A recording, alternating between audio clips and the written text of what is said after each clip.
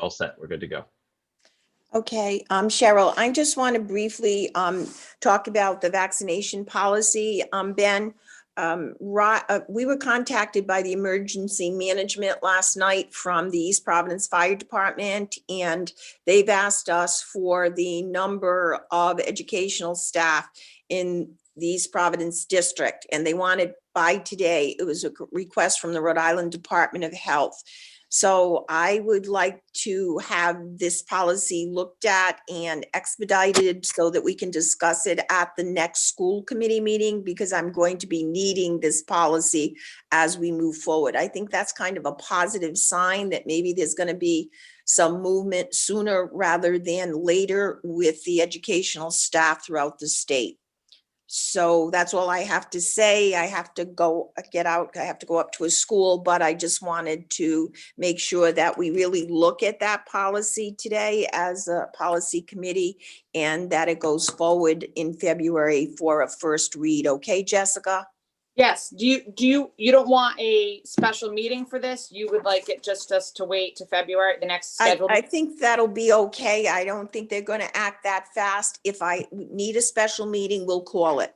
Okay. All right. If I see that the date's going to be closer. Is there any potential that we could waiver the second read? Jessica? Ben? Yeah, you're going to need to ask Ben that question. I think the committee can waive that. I'm not sure if it's in your bylaws or not. I'm not sure I have a current copy of your bylaws. But the law does not require 2 readings. Yes, but they do.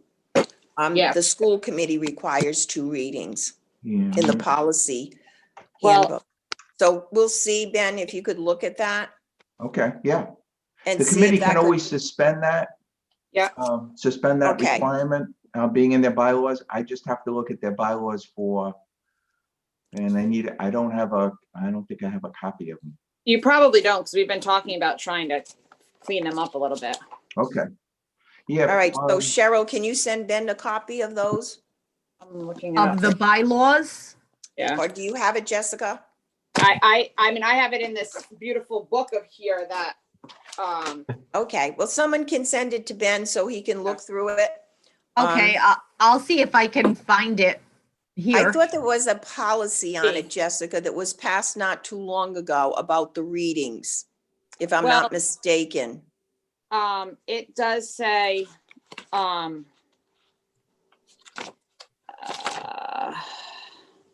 policies, proposed policies. Same policy shall be presented for second passage or cancellation upon a majority of a vote of all members of the school committee at a meeting in the agenda for which the proposed amendment has been described in writing. So I think we might be able to just, well, we'll get this to you because, you know, Okay, I don't want my definition to be different than an attorney's definition, to be honest with you. all right, perfect. Get it to Ben. Thank you, everybody. Have a good meeting. I appreciate it. Have a good weekend, everyone. Thank Stay you. safe. Thank you. Nice to see you again, Karen. So we do have an agenda set to look at 3 policies today: the immunization policy, building use policy, and the restraint policy, which we have been working on for quite a while in the safety meetings. We had a subcommittee of the safety meeting, and they've come up with some changes to that policy on the restraint. But I will be needing to send this to Ben, because with their proposed changes, I just want to make sure that Ben's firm has vetted the changes and that we're legally sound. Be happy Okay. to. Thank you. So the first policy that I want to discuss today, and I've sent this all to you, is the COVID-19 vaccine policy. And Ben sent us one with some red in the 3rd paragraph of some additions and changes. Has everyone gotten an opportunity to look at that? I didn't see the one with the red, so I'm sorry about that. Okay, so in the 3rd paragraph, it says the East Providence School Committee is committed to maintaining a safe and healthy environment for students, staff, and their families. To this end, it is the policy of the East Providence School Committee, to the extent permitted under applicable law, that all students, faculty, staff, administrators, and employees physically attending the district shall timely receive available FDA-approved vaccines providing protection and/or immunization from the COVID-19 virus. Ben, do you want to talk any on Sure. this at all? So when I started to investigate this, and you were one of two districts that asked about it, so I also did some research on behalf of North Providence and gave them a similar type of policy. The intent was, first of all, to have the school committee set out its policy goal of having everyone in the school have a vaccination if they're able to. And the second issue is to negotiate around the fact that the Department of Health has not yet issued regulations on the COVID-19 vaccine, unlike all the other immunizations that they have. So I incorporated that information, at least in the bylaws, so we as a reference point. And then there's a state statute on immunization that allows for certain exceptions, students not to receive them, but those are only for pupils who attend. So there's no right under Rhode Island law or regulation right now for an individual to refuse a vaccine. On federal law, under the ADA and 504, the Rehabilitation Act of 1974, I think, if they have a disability or they have a medical condition that would prevent them from receiving the vaccine, that would be a legal exemption, or at least we'd have to come up with an accommodation. So the way I constructed, so it's a little bit of a gray area and kind of like a moving goalpost area at the same time. So what I did is I constructed the bylaws to be able to accommodate any change in the law as it changes going forward. And I'm hopeful that the General Assembly is going to pass a statute that will kind of track those issues, and to make sure that the vaccine is taken by everyone who goes to school to the widest extent possible. So that's what we have. It also requires a protocol, which I think the superintendent, you, Cheryl, and HR, and perhaps the nurses should get together, and they have to develop a tracking system, for instance. They probably in a protocol would want to make specific exemptions for specific cases. But that'll be the next step. Yep. And you'll have an opportunity to work on that right away if this policy gets passed. Okay. Ben, right now, this vaccines are not recommended for younger children. Is that correct? Well, I think there's no data on it. So I want to say children under could be 16, I think. I'm not sure. Yeah, the CDC hasn't yet set that out. So again, the policy will automatically pull that information in as it becomes available and is applicable. So it requires the district to follow the Department of Health and CDC guidelines. So when they say it's safe and it's efficacious to use, then we'll be able to move forward with that piece.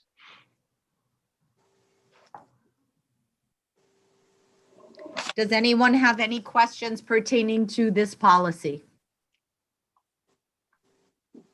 Okay, so we can send this one to a first read for February, unless the superintendent indicates that she wants to have a meeting prior to that because something's happening with the vaccines.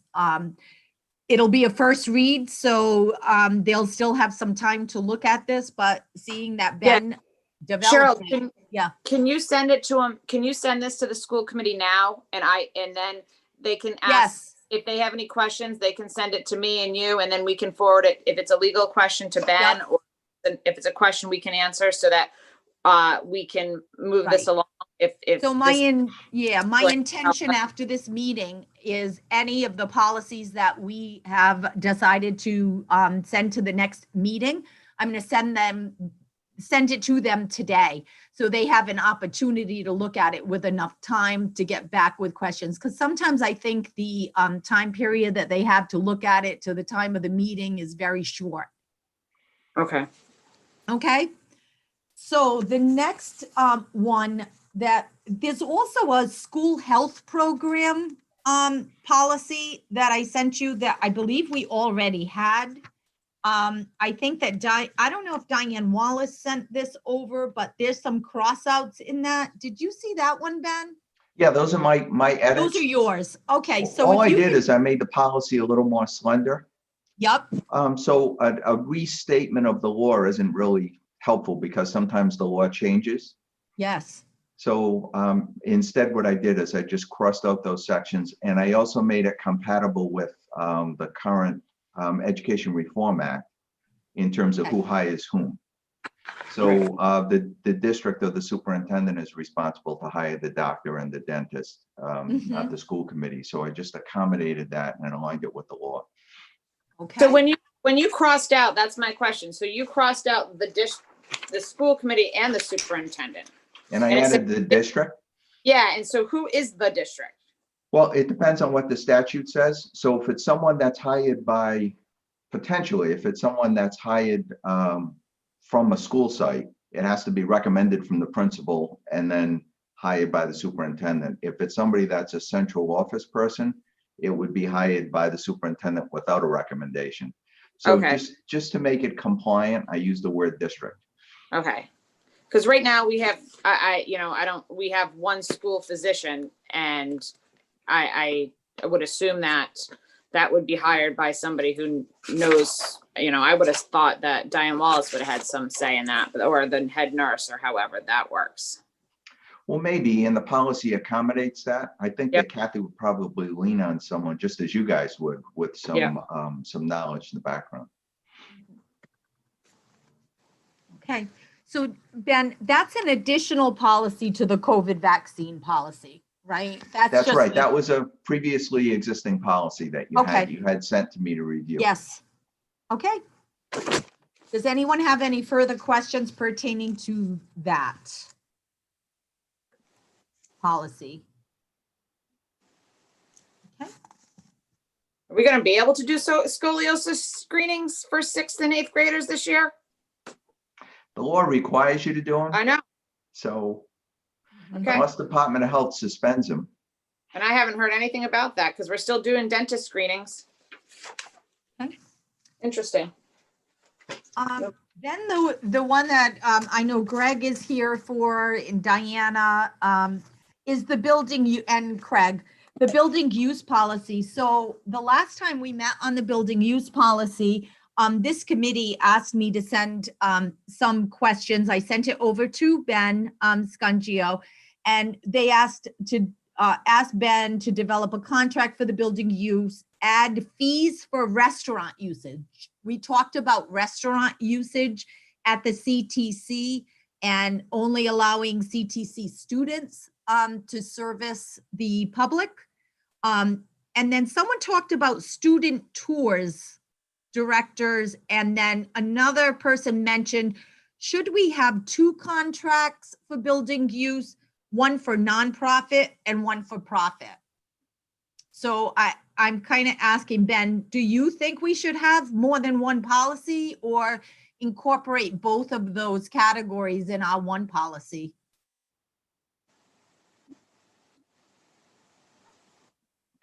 I think that you could accommodate it all in one policy. It wouldn't be an issue. This was the reason why I wanted to come, to have a full understanding of what the policy subcommittee had in mind for the policy changes. So all this discussion will be really helpful in terms Thank you. of. Craig, would you like to speak on that a little bit? And if Greg has anything to add, and Diana, because they're the experts, I think, on this aspect. So, yeah, sure. So it was just with the new high school, coming online in the fall. I thought it was a really good opportunity and time to take a look at the rates that we currently charge for the building use at the existing high school. There's going to be a lot more going on at the new high school, just with the auditorium alone, with all of the lighting and the cameras. So I just thought that this was, that it was a good time for us to start to talk about that. And also having, having looked at the policy from Plymouth South High School. That was really the most recent high school in Massachusetts at that time that was built. And so they had updated their policies as well, because we are going to have a lot more costs associated with the new high school, not only for the building itself and what's going to happen within the building, but also what's going to happen once the fields outside are done as well. Greg, So- did Plymouth South have like their updated prices that they're charging? When I spoke with the superintendent a couple months ago, they had not changed their prices. Pricing. So that policy that I sent to you is the current one. Okay. Cheryl, I've looked at the region's rates. So Okay. I did about 20 searches on indoor, outdoor facilities and rates, and I found the median. And so currently we charge, in some cases, by the number of participants, and nobody does that anymore. Okay. It's all hourly rates. And since we're going to have 4 courts at Mhm. East Providence High School, we're going to have rates for all types of rentals, right? So one court around the region would be $75 an hour. But if you wanted the entire floor, 4 courts, or split it in half, or whatever you want to do, the average around the region is $200 an hour. And then in between there, 2 courts is $125, 3 courts is $150, and that's how Right. it's rented out. Now, I know we have exceptions for residential use, but this is for outright rental. And then outside fields, which we're going to be in a really unique position, because we not only have outside fields, we have turf outside fields. We not only have turf outside fields, they have lighting. So around the region, night rentals are $25 more an hour than day rentals. And the average of renting out an entire outside field, like our 2 soccer fields and then maybe the stadium field in the back, is $150 an hour. Night rates $175. The only thing I don't have, and I'm still working on this, is what the rental fees for a track and field event are, because there's so few of them around that will be at the caliber that we are going to have here.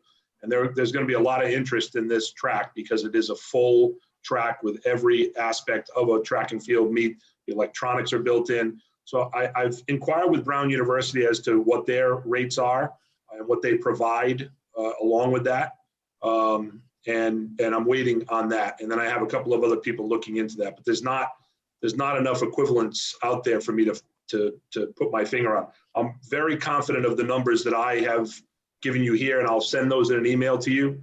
Perfect. The only other one is softball, baseball. We really didn't have a lot of rental of our softball, baseball fields.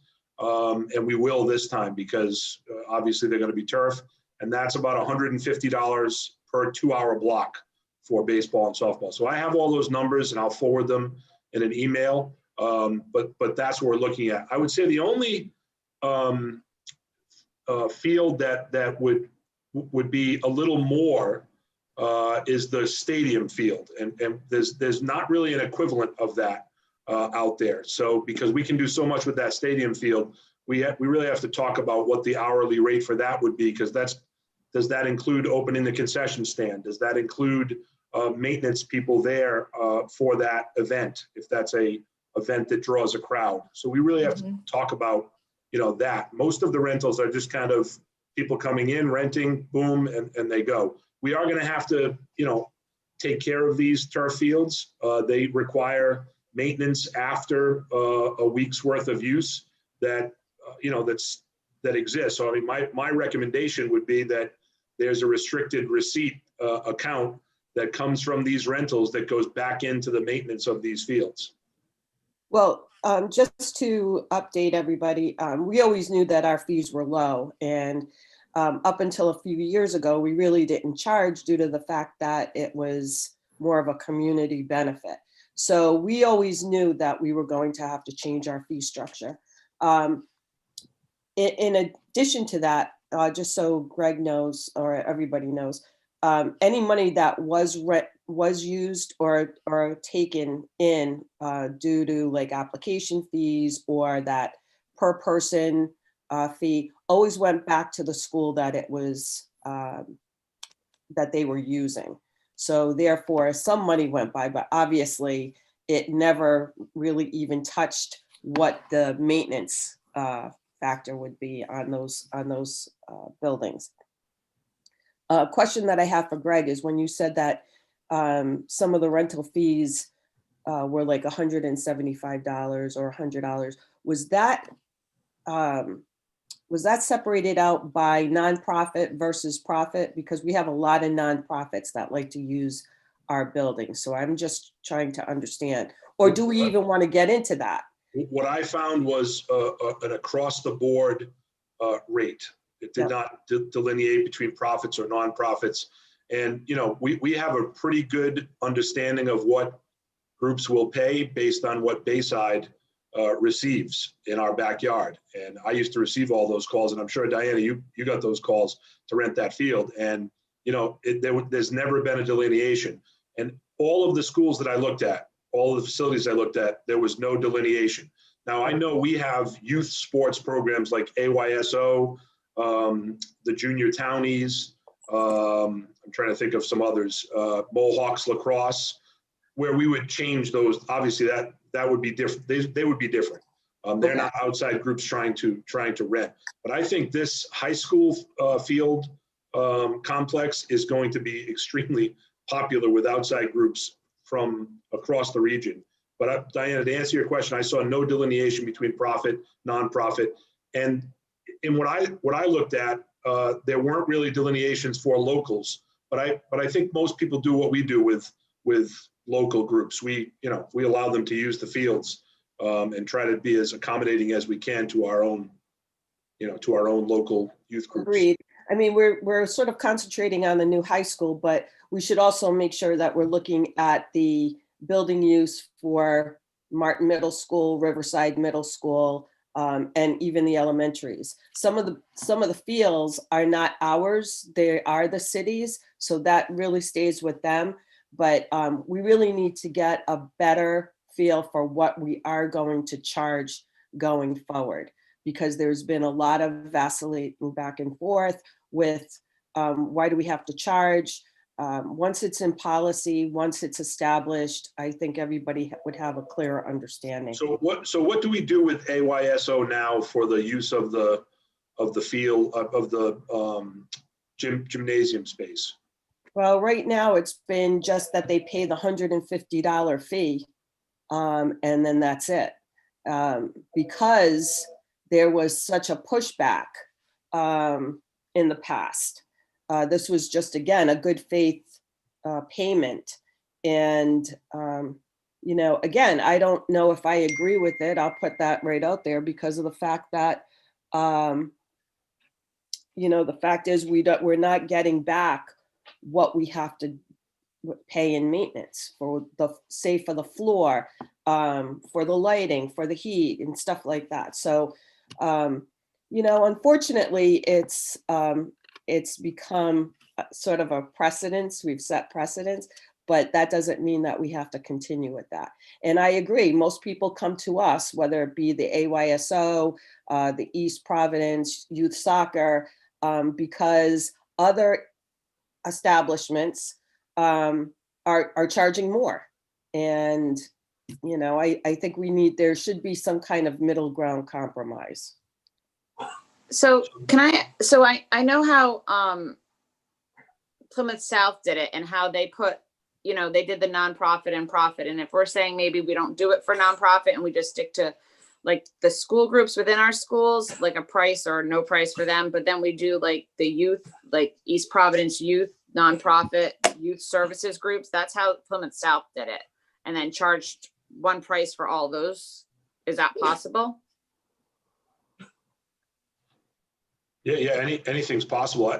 I mean, here's what's going to happen too with these high school fields is the pressure to use the Hennessy Gymnasium on a February night is going to be gone because you can play soccer in February outside at night, as we see every night at Providence Country Day and here. So some of that's going to be burdened up.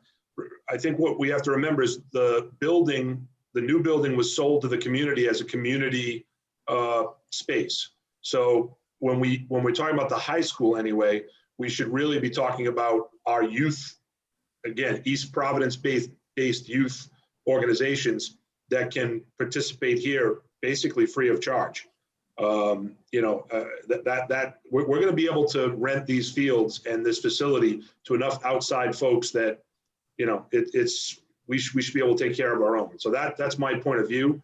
And when we talk about the gyms at Riverside and Martin, I know there's a maintenance requirement there, and that could be separate. But I think the way this building was sold to the community was that it was a community building, and that goes to the fields as well. And that's how we should treat those. Jessica, I think the problem with the nonprofit versus profit is many of these organizations are nonprofits that make profits, right? So that's what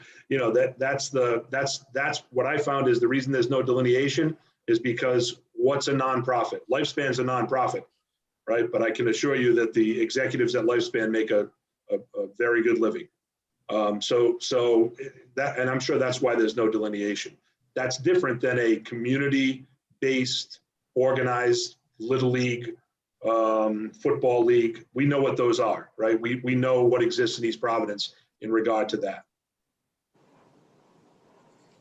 So I believe that this use policy that we currently have now, we need to take a look at the prices that Greg was able to get.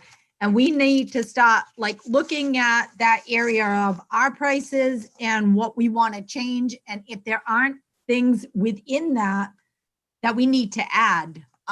So I don't know the best way to go about this. Greg, you can send me what the data that you then I can start to try to mock up this policy. But I think I would really like Craig and Diana. Cheryl, I don't even think you should mark up this policy. I think it should be started all over. So you don't even want to use the one we have? I mean, I would use items from it, but the way that this was, it talks about going to City Hall. It talks about, we've already talked about contracts for auditorium use if someone wanted it for numerous years, and how that would be. Right. I would assume that would be Craig and Ben working together to come up with some kind of way that could be possible, because I'm sure as soon as that happens and that becomes available, people are going to want to do that as well. I don't know, or we can mark up this and then add on another one with, because even I keep looking at this and going, I don't even know where to begin. Cheryl, Yeah. this current policy, do we have this in Word or is it only in PDF? I believe I have it in Word, so Okay.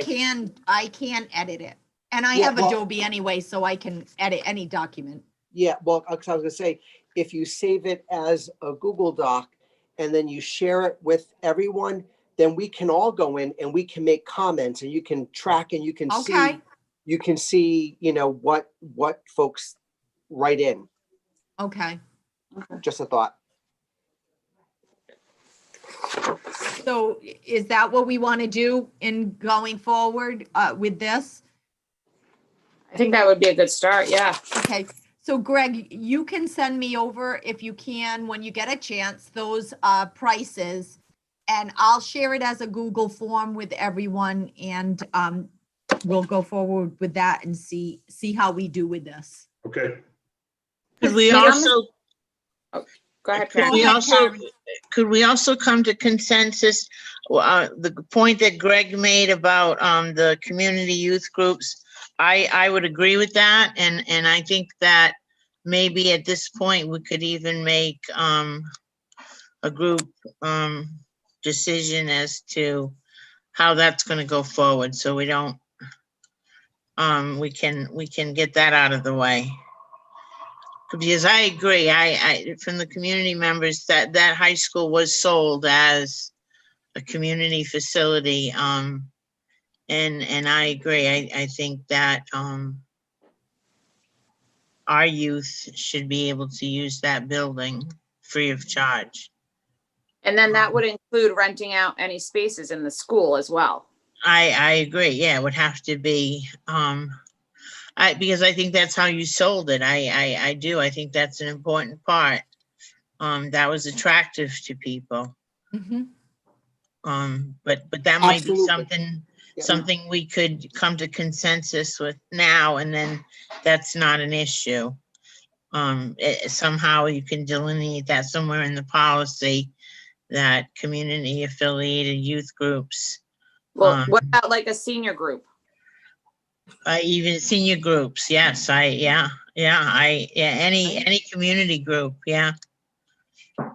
And I hear what folks are saying, and it absolutely is important that we take care of the community, but we do have to realize that we're going to have a building that's going to be operational for probably about 16 hours per day,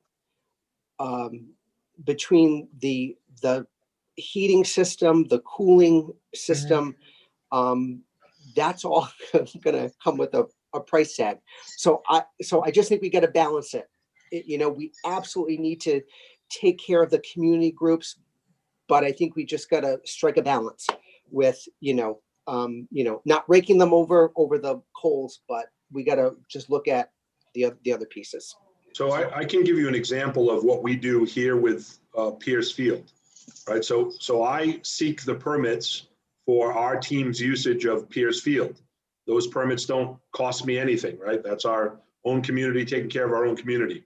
But I do pay for the paint at Pierce Field. The school department pays for the paint that paints the lines at Pierce Field. So the facility for us is free for our practices and for our games, but we do contribute to the maintenance of that facility by paying for it. Not only do we pay for it, I order it and have it delivered.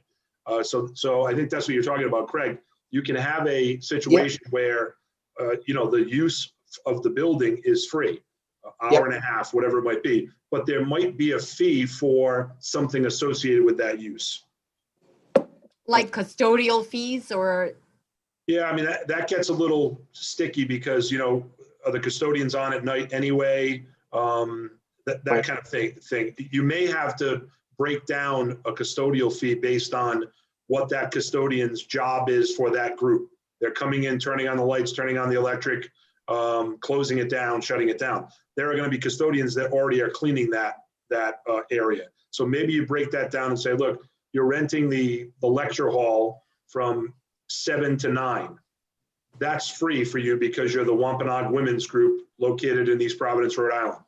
The lecture hall is free for you. There is a $20 fee for the maintenance person who comes in and sets up the projector, et cetera. And I'm throwing $20 out there. I don't know what that is, but that's kind of how we do it intercity with our athletics. I just read what Plymouth South wrote, and they have a star asterisk, and it said a percentage of user fees go to support the safety and security infrastructure within the school. So, if you were going to come to a hall or something like that, you definitely want somebody in that building, and you want to, I like what Greg's saying, and I understand the need, and I believe him when I say we're going to get enough money from all this other stuff. I mean, I can't imagine if you had state tournaments at the new high school and the amount, but I am concerned that, I don't know what the upkeep of all this would be, or how many places or how many people could rent a space at one time in the high school. And if we would need extra help or what that would look like. Or like, right, if IT needed to come in and to do something, that would be extra or something like that. Yeah, so that's a fee, right? Yeah. Right, I was going to chime in there if I was, because that's something that comes up, and it certainly has become more frequent of late. And I think with the technology in the new building, it's going to become basically a mandatory item for not all the sporting events. Certainly, they don't have a lot of tech needs, but anything involving the auditorium or any of the larger learning areas are going to require access to the technology, and that should, especially if it's a larger event, have support available, because we do, I have my staff occasionally pop in for overtime just to help out when things come up, with even with the current environment. And then So, if you rent the, like we've talked about, if you had a class reunion upstairs during a football game, that space would be free, but then you would pay for the food and the accommodations of sort. And that, because that people just, I already know people that are planning on it. So that you would pay for the service that you would receive and not the space. Okay. I think that's fair. so I will get this document up. I'll get Greg's prices, and I'll try to take a little stab at it and send it to everybody in sheets. So if they see things, I'm gonna go by the categories that we currently have in here and add whatever I can that Greg gives me. But if when you guys look at it, if you see other things, just make the comments. And I think we probably need to talk about this again in the policy committee before we feel comfortable enough to bring it to the school committee for a first read. What do you think, Jeff? You think just once? Well, yeah, let's start there. Let's be optimistic. I'm going to be honest. I understand what Karen is saying. Like, get ahead of this, like put this out there now. That might be something that we may need to bring to the school committee first and say, look, this is where we're headed. Once the new school building is up and running, this is what the building school grounds, it looks like we're going to head in this direction. Make that this meeting's public, so make that public knowledge, make that, I wouldn't want to be Diana Clarkin, or whomever is going to be the person who goes, I want the field, this field, this field, I want this field, this field, this field, and try to figure that out, or however that's going to be done. But I mean, I also, you're going to probably have, I just am getting really excited talking about it. So I can't even imagine what it's going to turn into. I really can't. All right, so what if we move on from that one in the, because some of us have to get on another meeting too at 10 o'clock. So the other policy that. Cheryl, can I just interrupt? I'm going to jump off because I'm not part of that policy. Thank you, Diana. Thanks for coming. I am too. Cheryl, I'm going to jump off too. Bye, Okay, thanks, Greg. Send that to P3. me, Greg. Bye. Cheryl, Bye.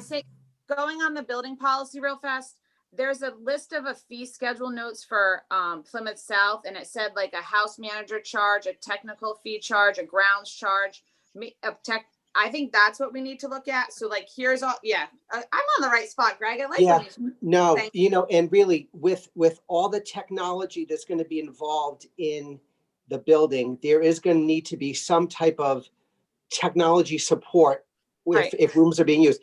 And I'm not saying just like Ben, we could have a fleet of students who we pay, who are going to be working part-time nights, and we pay them, right? So yeah, I love that idea. And I think, and if Ben supervises them, and because you may have 4 or 5 things going on in one night, and if Ben sends one of his people there as a supervisor and they're helping, I think that's a great idea.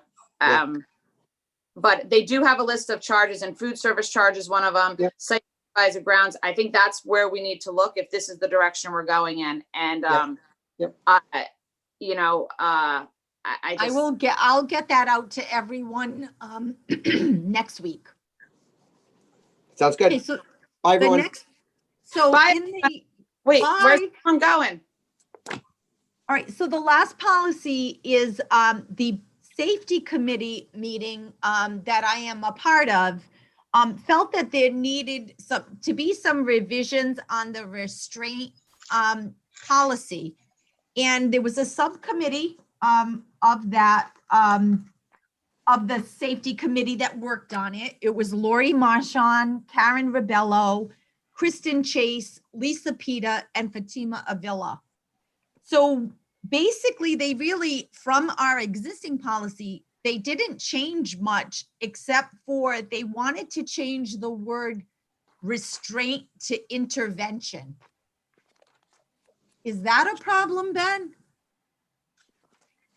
Because I know the actual law probably says restraint. Yeah, I'd like to see it and look through the regs and then let you know. Off the top Thank of my you. head, I don't think it's an issue, but let me check. Okay, and then the one other thing that they wanted to change where it talked about notification of the parent or guardian if there was a physical intervention that took place. They wanted to change that to within 24 hours. But I believe that Leslie Anderson was indicating that the actual law, you have longer than 24 hours. Not to say that we would take longer, but she's saying by stating something more aggressive within our policy, maybe we're setting us up sometime for failure.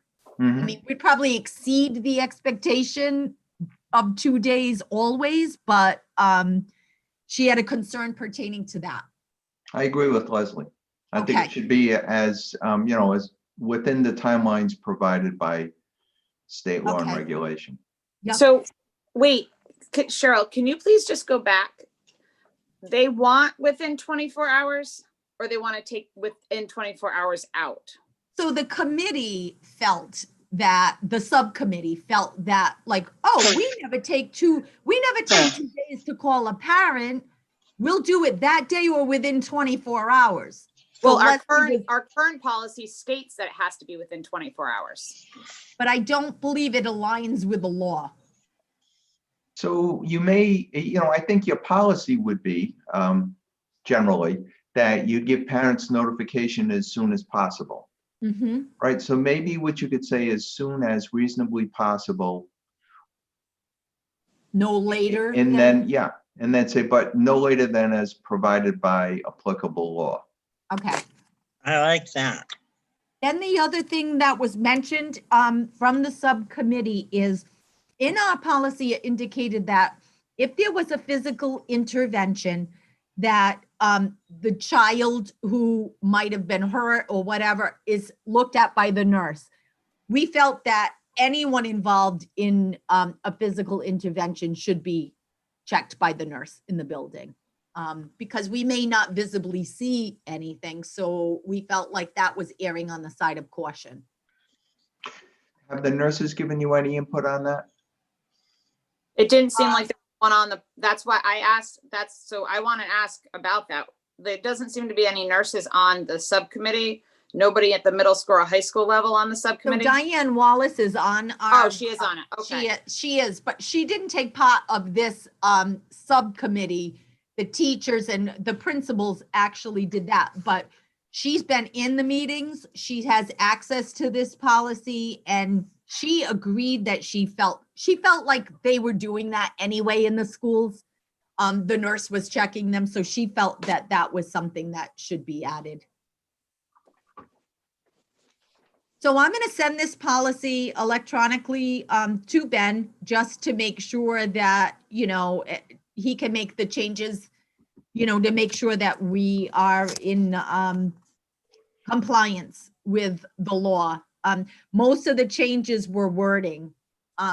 Now, this policy, as Leslie has explained, and it has a little bit of tension with the people in the pre-K because this really isn't a policy that you can use on children that age, apparently. So there's other products that they're looking at for physical interventions with children of that age. But Leslie Anderson said that would have to be a district decision because it would be a cost involved in it. And it's pretty pricey. So that's not really a decision that we can just say, we're going to switch over to that. We may have to have one policy for the little guys and then another one for this. So then this policy would need to put a age on it because it doesn't look like our old policy does have an age and it doesn't look like our new policy has ages. Okay. So Ben, when I send that to you, can you see if there's, if we need to insert like an age requirement? Okay. I mean, and I'm only asking, and we have students up to 22 in our school. Yep. That's why I'm looking for somebody from the high school on this as well.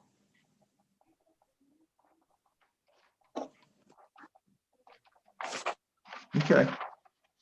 So Kristen Chase is at the high Oh, school. yeah, she is. Yes, she And that's why I believe that she volunteered to be on the Yeah. subcommittee for that. Sorry, Kristen, if you're watching, I totally forgot that that's where you are. Yep. I still have her at the middle school level in my head. All right. So does anyone have anything else that, they want to address right now before we go? We have a lot of work to do. So, So unfortunately, I got this yesterday at 2:00, Cheryl, and this is very near and dear to me. I was in a school where restraining was second nature to me. That's what I did.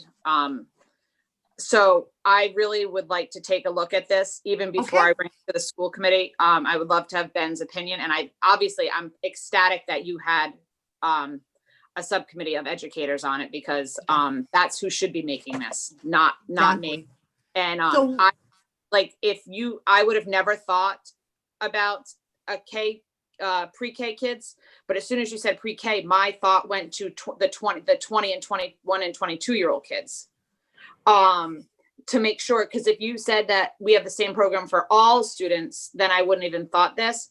So if we need to restrain a small child and what we currently have is not equitable, we definitely need to, and it does exist, I'm assuming. It existed at my school where I worked, the small child. So as well as the older child. So we definitely need to come up, and if we have to come up with another policy with another program, I think Right. we need to do that. And we can't just say this is for some of our students, because we now have pre-K is part of our school district, just like the 22, we have to have all students. Yep. And I wouldn't have thought of that. I would not even have. So we definitely have some time. Like I said, I'm going to, what? Go ahead. I don't know I'm what gonna- program is out there, so I don't know what that consists of. So They actually talked about a product, and I can't remember the name of it. It was pretty restrictive though, and Leslie Anderson indicated that with that training, unlike the other one, the hours are a lot longer for training. And if you miss your recert by one day, like Leslie said, they had a snowstorm in their district. They didn't give them the waiver. That was the last day. They had to start the training all over again. So, Okay. So I really think that special ed needs to be also proposing this. You know what I mean? If they feel it's a good product. I don't know enough about it.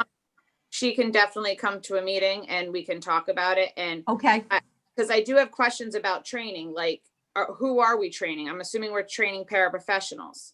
All of our paras, even though we're not required, when I started here in this district, I said, if they start and they don't have a CPI training, I want them to have it within 1 year. I don't care what position they hold, because my feeling is when they move from position to position, they may not have needed it in their current one, but will need it in the next one.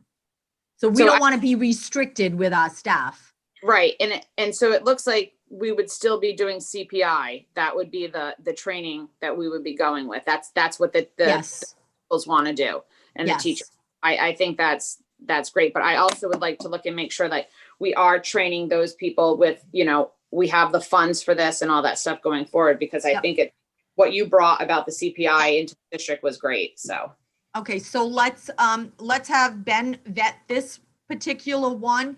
I'll have Leslie Anderson come to our next policy meeting to talk a little bit about what the concerns are with the people in the pre-K. And, we may have to make a proposal to the school committee, to look at another product. Obviously, it's going to have to be budgeted, and supported, whatever we choose to do. So that's why I really kind of felt like it wasn't as simple as writing a new policy, because it's a new product. Right. Okay. All right. So I'm going to sign off because I have a 10 o'clock. Thank you. Thanks, everybody. Thank you. Thanks, Cheryl, Cheryl. I'll be in touch. Nice seeing you, Karen.